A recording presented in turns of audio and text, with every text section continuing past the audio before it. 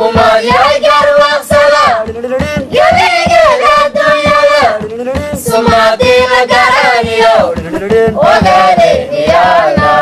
kulanti wacan wanaagsan daawadayaal kuna soo dhawaada barnaamijka Ilays oo aad daawataan habeen kasta oo Khamiis 8 ilaa 9 fiidnimo halka aad barnaamijka Ilays ka daawataan waa telefishinka caalamiga ee Somali Channel daawadayaal qodobada aan caawa barnaamijka Ilays idinku hayna waxa kamid ah xaflad ballaaran oo ay sameysay jaariyada Soomaalida Ogaadeenaya magaalada Manchester taasoo lagu soo dhaweynayo qaxooti u dhashay dhulka Soomaalida Ogaadeenaya lagana soo qaaday geeska Afrika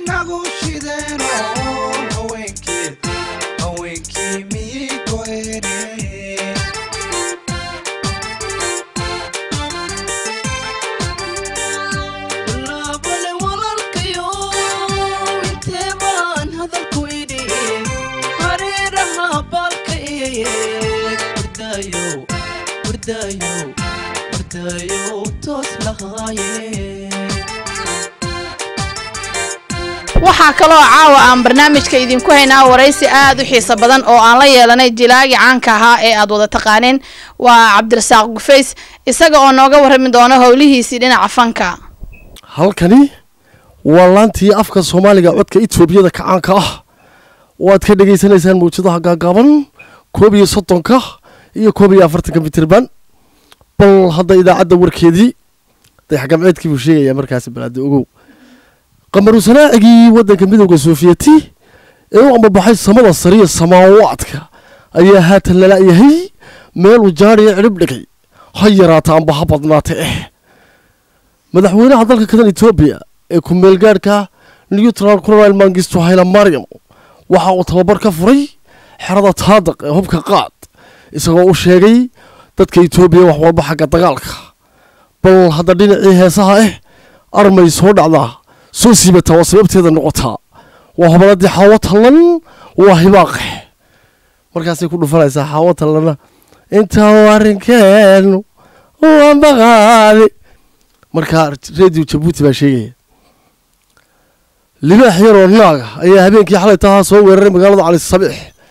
markii waxa ku gurmaday ciidamada Jandaran Mariga iyo kuwa loojineerka Faransiiska saaxiibka nahay madaxweyne Raaga ayaa waxa uu bixi doona wadanka Vaala bisha uudee soo socota baldina isboortiga sidoo agoon ayaa lagu feeray garoonka dhexdiisa maalintii shalay ahayd markay wada ciyaareen kooxda Jandaran Mariga iyo kooxda Boodka waxa halkaas ku feeray Shaydaan Ciid oo sitay numberka 9 waa Faransiis baan maleeyaa anu matamba 11 ba ma garanayo markaas ay wuxuu leeyahay marka dhinacii heesaha bal saacadu waxay sheegaysaa 7 wax dhiman warka dunidiyo taariikhda doonayo magaraya waxaa kaloo caawa aan barnaamijka idinku haynaa jaaliyada Ogaadeenaya Minnesota ee cariga Mareykanka oo isugu soo baxday mudaharaad aad u ballaaran oo looga soo horjeeday Cabdi Ilay oo ah madaxa u qaabilsan maamulka Itoobiya wadanka Ogaadeenaya halkaas oo Cabdi Ilay gacan loola tagay laguna feeray waraysi aan la yeelanay qaar ka mid ah madaxda jabhadda wadaniga xoreynta Ogaadeenaya oo ku sugan geeska Afrika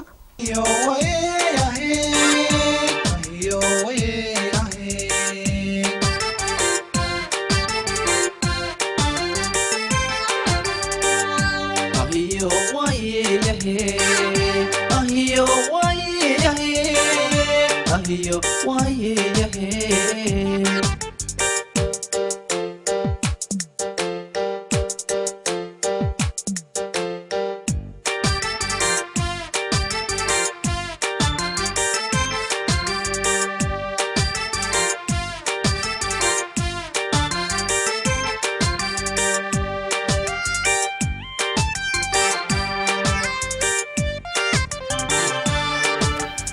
waxaan leenahay